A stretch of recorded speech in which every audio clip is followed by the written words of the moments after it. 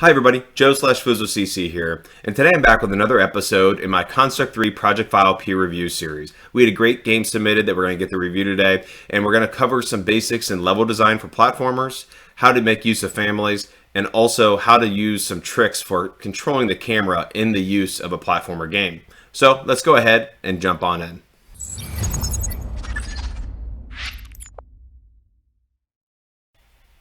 This game was submitted by SpaceSpy, who's another Construct 3 developer who's created a lot of great games on his itch page.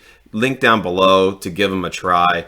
Really appreciate the submission, SpaceSpy. Great work. He also has a YouTube channel, which I'll link down below. Go give him a subscription.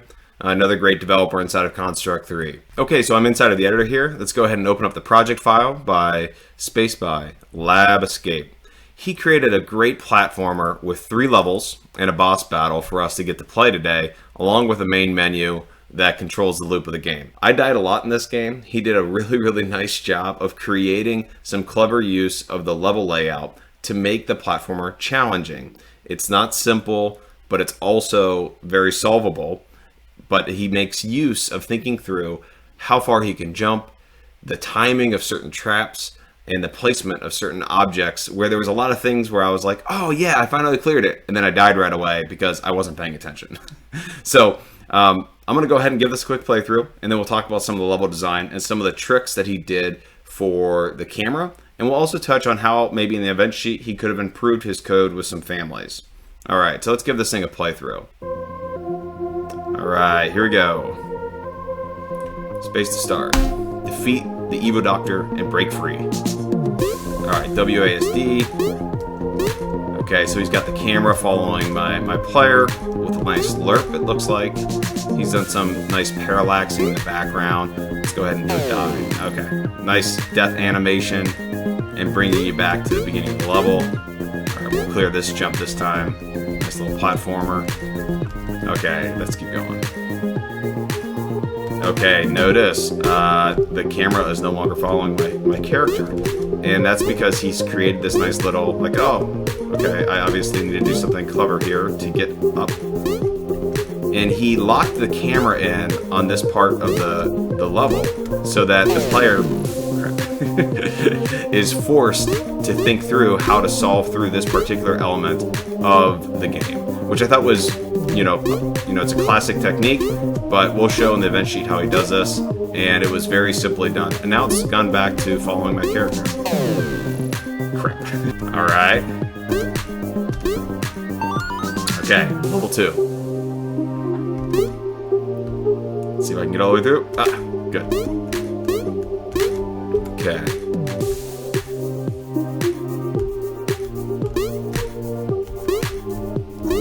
Ah. Good job, mate. Okay, so similarly, camera is locked as I clear this area. Okay. Oh, God.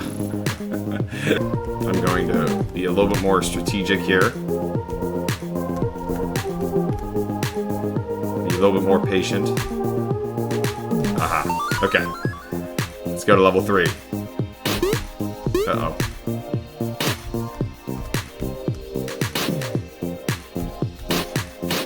Oh, double jump unlocked. Okay. That's good. Oh my gosh. Nice use of the camera shake here.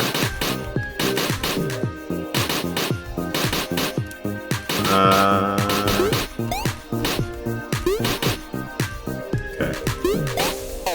Oh, crap. Okay. But this next sequence is really well done. See, even the placement of that saw for it being equal to 1 jump was very well done.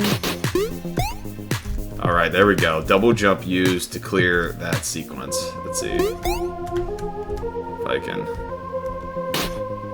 not totally screw this up.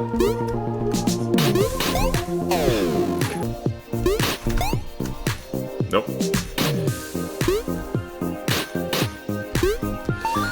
Yes!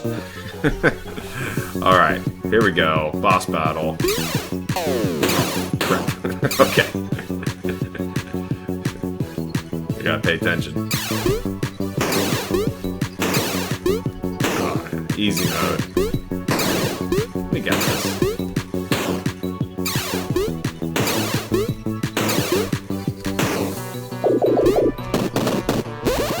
Alright. I have a feeling this is going to take 3 times. Because it's a boss fight. Alright, have to pay attention.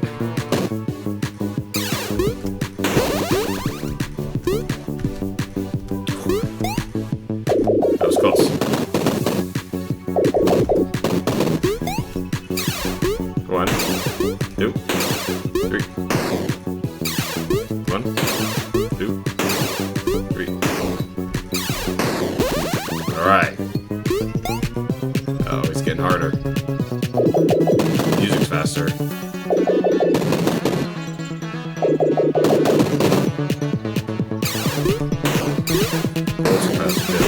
Alright. Let's get him. Oh, yes! Alright. Excellent game, Space Spy. Told you it took me a lot of times to clear this. And I'd even played it before, and I still died like 100 times. So, nice game. Okay, so let's talk about a few things. So, one of the things I really, really liked about this game was the level design and the placement of objects. So, super, basic thing to remember, but you've got a tile map here that you're able to then go and place and lay out your game. And he did a really, really nice job of doing this. And one of the things I want to talk about too when you're laying out your game that's also useful for when you're overlaying it with traps and other things is inside of your level. Sometimes it's useful to come in here and on your layout, come into the settings, set your snap to grid to true and make it 1 by 1. If I didn't have this enabled on level 1, and let's just set it to false, and then all of a sudden I'm in all these fractionals and it's not snapping. When you have a pixel-based platformer, setting it to snap to 1, 1 makes a whole lot of sense. The other thing that's sometimes useful is to show collision polygons. This is something else that is useful for kind of just visualizing where your tile map is at and where the collisions are for certain traps. For instance, down here, this is, obviously what's going to cause you to impact it when you have events that say on collision with. But if you come into here, you can see in the collision editor that you can change how this looks, and then you'll see it reflected in the object here. And so when you're making really precise platformers, sometimes it's useful to be able to see the collision polygons while you're laying out your level. But one of the things that he really did nicely was thinking about how far the jumps were going to be and then placing objects accordingly so that they're kind of difficult. We're going to jump into the camera thing for a second, but let's talk about level design a little bit more. So the things that come into play when you're thinking about level design, and this is not a video where I'm going to give an in-depth tutorial on this, but you really want to think about placement, and you want to think about timing, and you need to think about it as it relates to the character's abilities. So if this person has a double jump or single jump, makes a big difference in terms of how you lay out your level and how you think about your traps. Additionally, you want to think about what the player can see. If you make it so that they don't have enough time to react, well, then it's just not fun. You need to give the player a chance to be able to see what they're working with and to be able to solve it. And that leads us into our next quick item to talk about, which was this trick that he did around focusing the camera on specific areas in his level. So if you recall, when we were playing the game, the camera kind of locked into this position. And the way that he did that was by making use of this object that he called camera center. And he had a really simple trick here, where inside of his event sheet, under camera, he says if the collision box of the player actual, which is what he's actually using to control the platformer behavior with, is overlapping camera center, then just go ahead and tween to the center of this position. Otherwise, we're going to every tick, we're going to lerp to the position of the player using this 4 times DT. So it makes an independent frame rate, but this is a nice simple way of keeping a nice smooth camera following you action. But you can toggle back and forth using this nifty little trick he did just with 2 events that says if you're overlapping a camera center, focus in on that. Otherwise, set the position to where the player is. And so then whenever you have these little areas that you want the camera to be still while the player is navigating the traps or the platforms, you can just drop this sprite in and it centers the camera. Really like that trick. One of the key takeaways I wanted to talk about in this video. The third thing I wanted to talk about was if we go into his event sheet, his menu sheet is nice and simple. It's 3 events. Coming into his main event sheet, so this game took about 67 events. That's pretty compact. He did a nice job for a platformer with 3 levels, a main menu, and a boss fight. Nice job, SpaceBy. One way, though, that I think that he could have condensed his event sheet further, though, is he has this section called collisions. And for collisions, he went through and he laid out each of the obstacles that he might collide with. And there was a lot of repeat going on here. There were some nuances maybe to how he handled the event of the collision, but there was a lot of repeats.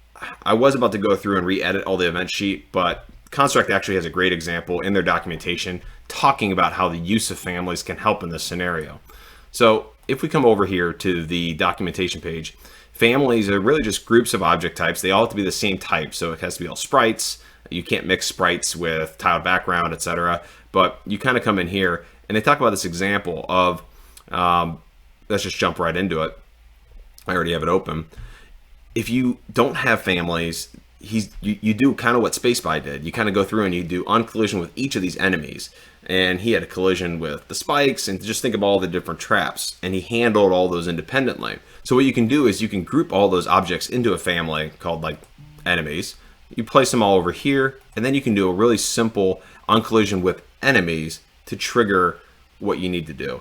It does get a little bit nuanced when you want to start to pick things within the family, and there's different tricks to handle this, but really just think about how you can make use of families in your game to minimize how your event sheets grow, especially as you add scope to your games. So overall, if we go back to the game that he created, I really liked the 3-level progression, the use of where he put things, especially in level 3. I mean, level 3, take the time to go and download the project file and go through this.